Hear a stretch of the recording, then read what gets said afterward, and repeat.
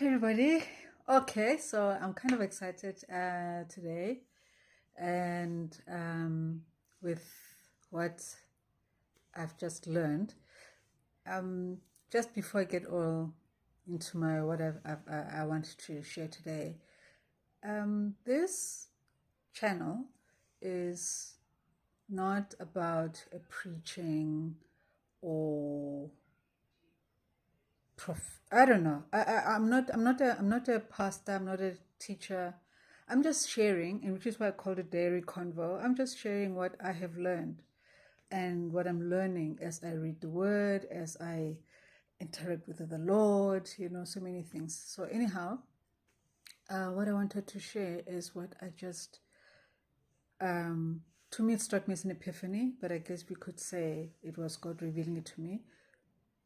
Call it whatever you want. And it is with Joseph. We all know the multicolor codes, thrown in the well, sold to slavery, chased by Potiphar's wife, in jail for 17 years. Oh, I think it was 17 years. And I think he was 17. Can you imagine? Half your life. Anyway, I digress. And in prison, the last few years of his prison years, he was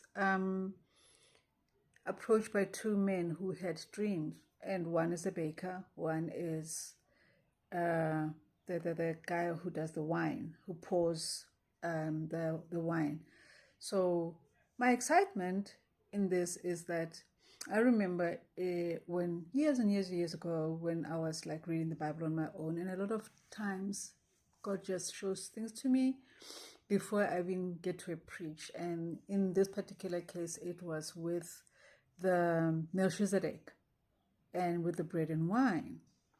And I've been listening to a preach where this gentleman who's preaching is saying how much Joseph is such a, he calls it typos, but like a future type of Jesus, a type of the like they say, the Old Testament is the New Testament covered or something like that, and then the Old New Testament is the Old Testament revealed, something like that.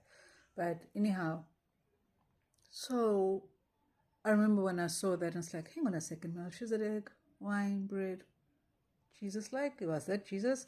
When I first saw it, and now with these two gentlemen who were slaves, if I remember my Bible correctly, and got thrown into the dungeon. I mean, back in the day, you just had to look at the monarch wrong, and he would either chop your head off or cast you in the dungeon. But in this case, what I'm so excited about, so I'm finally getting to the point. What I'm so excited about is we have got a very important commandment or charge given to us by Jesus, which is the bread and wine. Remember me in this, right? And Jesus in the Gospels, one of the depictions is of him as a worker. And that's the depiction of the ox. And I don't know which of the four Gospels between Matthew, Mark, Luke, and John is the ox, but he is constantly doing. And that's why the depiction of the ox, the worker. And here we have two men, two,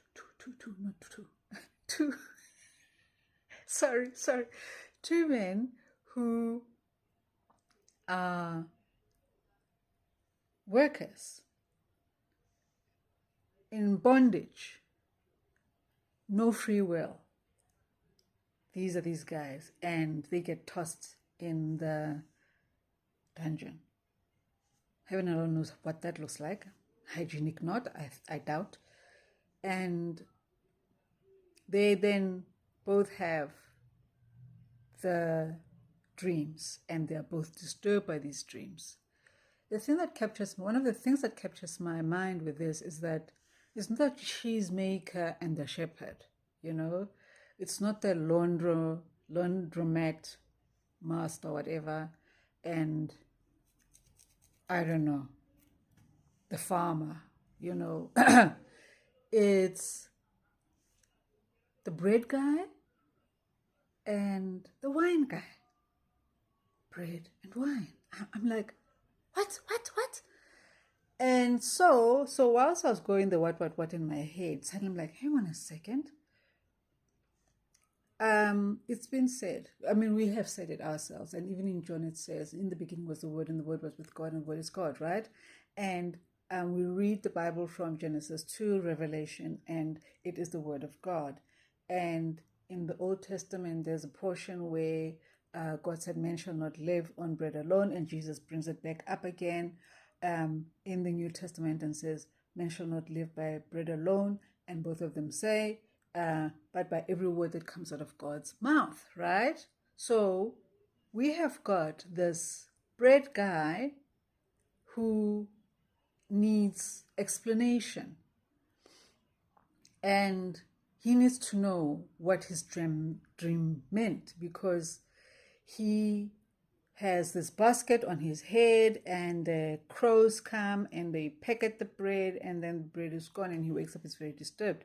And Joseph then, through the Holy Spirit, reveals to him that what it means is that you're going to lose your head. You'll be called before Pharaoh, and you'll lose your head. And then the wine guy, he sees a vineyard or a bunch of grapes. He squeezes the grapes into the chalice, and then he goes and serves Pharaoh. Right now,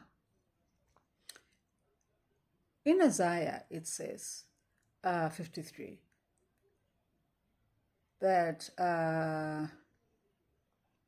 pardon my forgetfulness, that his body was broken for us, right? And then by his blood we are made whole, right? The body and out of the cross, going to the cross, Jesus' body was lacerated, was totally destroyed. I don't like to go into it, and I hate people visualizing and making us want to see all this. It was gruesome. It was very, very gruesome. My point is, this bread guy in this account of Joseph, the crows peck at the bread, the fresh bread, and crows, if I remember correctly, according to the Bible, signify demonic activity. It signifies sin. It's bad. It's not good news. And here we have Jesus's body, thousands of years later. It's hung on a cross and packed with everything that is the antithesis of Jesus, so much so that he cries out, my God, why have you forsaken me?" And the forsaking is because he is just crow black, if you want to look at it like that. And if you look at the significance of the basket, a basket you serve with, and Christ brought himself as a sacrifice, served himself up on the cross. He was not dragged there. He was not a victim. If in a sense, they could say he insisted in a way, like the only person who was made to do anything was the Josephus character. And I mean, guys, look at that. This is Josephus guy. I think it's Josephus, the guy who carried the cross for him the rest of the way. And here's this other Joseph way long ago. You've got to see Jesus through the Bible. This is my excitement. You've got to see he's everywhere. And my excitement is that this is pre-law, right? And yet, again, pre-law, we have a representation of the bread and wine. Okay, maybe I'll get a chance to explain it again later, but I'm just so excited that in reading the word, this is what we receive. Still, here's Jesus, and in the movies, the bright light and the on the person, like me, the bright light from the window, Anyway, yeah. And Jesus was served similarly like the guy in the Joseph account in a basket. And okay, the crows came, but he was the bread, you know, and the bread is picked at by the birds and that body is broken. Guys, do you see it? And then after that, you have the wine, the guy who presses the wine, and Jesus' body was broken for us and his blood was shed. Once again, a picture of the pressing, the wine press. And Jesus gave the cup. He said, "Here, this is the cup it's my blood, you know." It's the cup again. If I remember correctly, this guy presented the cup. And if I remember correctly, the king's cups were always gold. And gold signifies divinity. And look, you can check it all up. We can have a discourse over this and what have you. But you can look it up, and if you want, you can argue whatever. But this is what my light bulb moment. I guess in Christianese would say revelation. And whoever wants to argue can say whatever. It's up to you.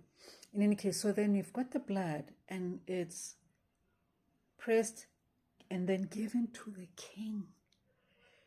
The servant gives it to the king. And Christ on the cross, broken body, shed blood, bread and wine, is served to the king, the Father, and accepted. Guys, are you seeing what I'm seeing?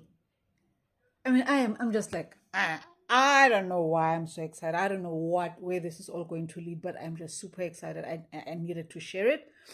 And I was going to write it. As I normally write my WhatsApp status things or I share on my Instagram. But I had to share this one because it just blew my mind, you know? So yeah, that's what I wanted to share. And also, yeah, let's see if we can have a conversation over this if you want. You can do it in the comments. But over and above, this is what I really wanted to share, that Jesus is definitely the word. Yes, we know that. However, we are reading the word not just to feed ourselves, but also it's a confirmation for us that Jesus, that the word is the Lord. And if the word is the Lord, then we are feeding off of the right bread. Bread again. On a lighter note, all of you going on diets and not having bread, have a rethink. Okay. So sorry. Look, you can have the bread, which is of heaven, if you can't do what's the stuff that people are allergic to nowadays that we were never allergic to before. But anyway, that stuff. Yeah, so I wanted to share that with you. Gosh, I'm so excited. Maybe I'll continue this. Maybe I won't. But I just got so excited I had to share it.